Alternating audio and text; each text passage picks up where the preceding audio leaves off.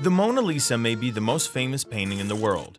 Housed in the Louvre Museum in Paris, behind bulletproof glass, it's better protected than some heads of state. But why?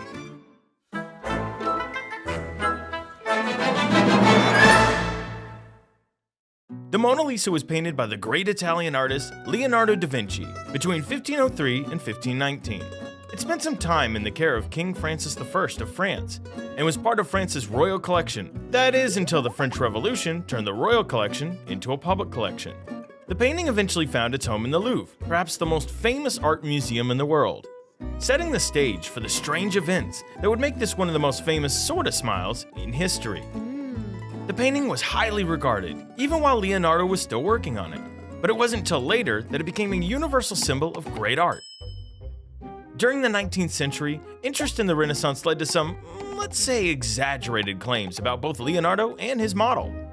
While modern scholars tend to see Leonardo's scientific achievements as small, his inventive designs and mirror writing notes helped burnish a reputation for genius beyond that of his peers. Meanwhile, the identity of the Mona Lisa herself became mythologized. Often thought to be Lisa del Giocondo, the wife of a wealthy Florentine merchant, the lack of commission from her husband has raised doubts about the model's identity. Some have romanticized her as a mysterious seductress. One writer even accused her of being a vampire who had been dead many times and learned the secrets of the grave. Probably metaphorically, but still.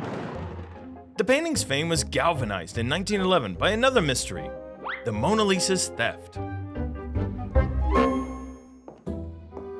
An employee of the Louvre, Vincenzo Perugia, along with two accomplices, stole the painting, and for 2 years it was missing. The story was a sensation, provoking a feeling amongst the French people that the work was a national treasure that must be recovered. When the painting was finally found in Italy, it took a tour of that country before returning home to the Louvre in triumph. The Mona Lisa had become an icon of the art world, but to become the universally recognized figure that it is today, something else was required: a touch of iconoclasm. Some scholars believe that by adding a beard and a mustache to the postcard featuring the painting, French artist Marcel Duchamp sealed the Mona Lisa's place in history by using that famous smile to take a playful jab at the worship of the so-called high art. By the second half of the 20th century, when the Mona Lisa toured the United States and Japan, you'd be hard-pressed to find anyone who wasn't familiar with the painting. Today, the painting is once more safely behind glass in the Louvre, where thousands of people visit it every day. And now you know why it's so well protected. It's been stolen before, and after all, it's only become more priceless since.